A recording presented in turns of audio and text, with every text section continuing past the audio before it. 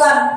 Tanpa nikmat yang Allah berikan, dapatkah jantung kita berdetak, darah kita mengalir, mata kita melihat, dan telinga kita mendengar? Sungguh betapa besar nikmat yang Allah berikan kepada kita secara gratis. Selawat bernada dengan salam, marilah sama-sama kita lantunkan dari dua bibir insan kepada junjungan alam yang telah membawa kita dari alam kenistaan kepada daratan yang penuh dengan kemuliaan. Dan tak lupa pula kepada al dan sahabat beliau yang telah membantu Rasulullah dalam menegakkan kalimatul haq, yakni la ilaha illallah Muhammadar Rasulullah. Takzim wal ikraman kami kepada Al-Mukarram Al-Fazil Abuya di Lampuh Pala, Walid beserta Abud di Jadbada. Allahumma gfirlahu. Semoga amal ibadah mereka diterima di sisi Allah. Amin ya rabbal alamin. Penghormatan kami kepada seluruh Dewan Guru Darus Ba'dah yang dengan sukarela tanpa pamrih melaksanakan tugasnya di ajang lancarnya badan pendidikan di daerah tercinta ini. Salam penghormatan kami kepada seluruh Dewan Juri dan yang teristimewa kepada seluruh santriwan dan santriwati yang telah hadir pada malam yang berbahagia ini. Kaum muslimin yang dirahmati oleh Allah Subhanahu wa taala, Alvin Toffler dalam bukunya menyatakan, era milenium merupakan era institusional Syekh, yaitu era menjamurnya berbagai media komunikasi. Konsekuensinya pada suatu sisi melahirkan nilai-nilai positif, namun di sisi lain overloading information melahirkan disease of adaptation, atau disebut juga dengan penyakit adaptasi, penerimaan terhadap unsur-unsur asing yang tanpa mempertimbangkan antara baik atau buruknya. Ketika remaja dan pemuda kita terlena dengan budaya mabuk-mabukan, tentang whisky, brandy, bahkan yang paling besar dan mendasar, penyakit adaptasi melahirkan demoralisasi dan despiritualisasi. Maka pada kesempatan ini, izinkan kami untuk memaparkan sebuah syarahan singkat yang berorientasi remaja dan pemuda sebagai aset masa depan bangsa, dengan rujukan Al-Quran surat Al-Anfal ayat 24 yang berbunyi, A'udzu billahi minasy syaithanir rajim.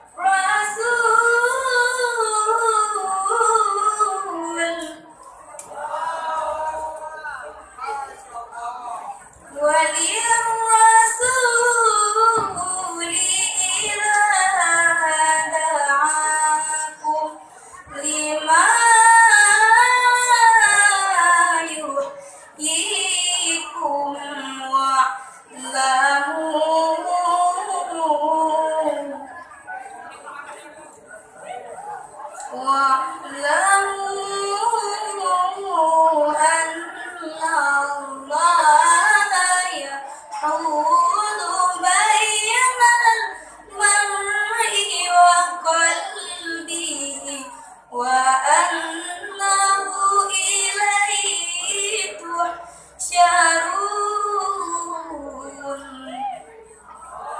Aku berlindung kepada Allah dari godaan syaitan yang terkutuk dengan menyebut asma-Mu ya Allah yang Maha Pengasih lagi Maha Penyayang. Hai orang-orang yang beriman, penuhilah seruan Allah dan seruan Rasul. Apabila Rasul menyuruh kamu kepada suatu yang memberi kehidupan kepadamu, dan ketahuilah bahwa sesungguhnya Allah membatasi antara manusia dan hatinya, dan sesungguhnya kepadanya lah kamu akan dikumpulkan.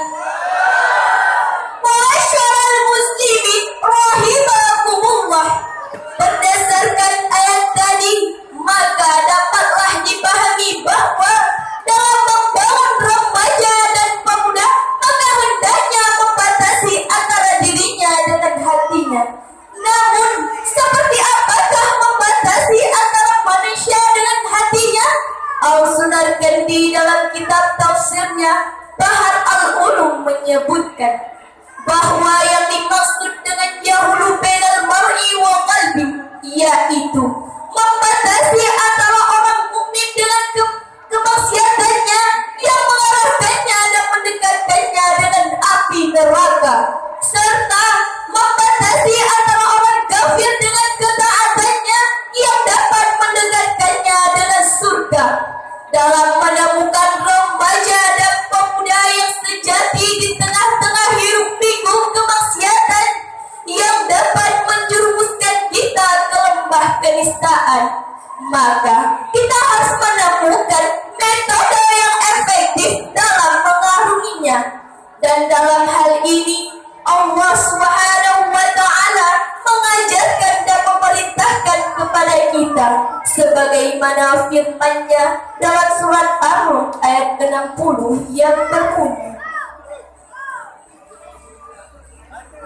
Fasbir inna wa'dallahi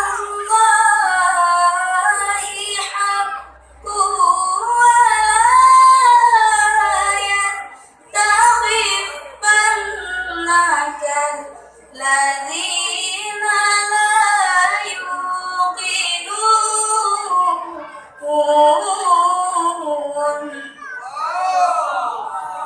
Maka bersabarlah kamu, sesungguhnya janji Allah adalah benar, dan sekali-kali janganlah orang-orang yang tidak meyakini kebenaran ayat-ayat Allah itu menggelisahkan kamu. Masyaallah muslimin rahimakumullah, berdasarkan firman Allah tadi terdapat kata kunci yang paling ditekankan dengan kata kerja perintah. Adapun kata kerja perintah yang terdapat di dalam ayat tadi adalah fasbir, yang berarti bersabarlah, bersabarlah. Dan dalam hal ini Abdurrahman bin Nasir Al-Su'di menafsirkan kata tersebut dengan sebutan bersabarlah kamu terhadap apa yang diperintahkan oleh Allah dan terhadap apa yang dipanjatkan kepada Allah, meskipun engkau dapatkan di antara mereka ada yang membangkang. Penjelasan tadi menunjukkan betapa beratnya untuk menjadi mukmin yang sejati di dunia ini, hingga Allah memerintahkan untuk selalu bersabar di dalamnya. Dari syarahan tadi dapat kita simpulkan yaitu, marilah kita semua menjadi remaja dan pemuda sebagai aset masa depan bangsa yang selalu beriman memenuhi seruan Allah dan seruan Rasulnya. Kita sebagai remaja dan pemuda aset masa depan bangsa harus selalu bersabar dan bertawakal kepada Allah dan menjauhi semua larangan Allah agar kita bisa menjadi remaja dan pemuda yang baik dan benar. Hanya ini yang dapat kami sampaikan. Lebih dan kurang kami mohon maaf. Kami akhir.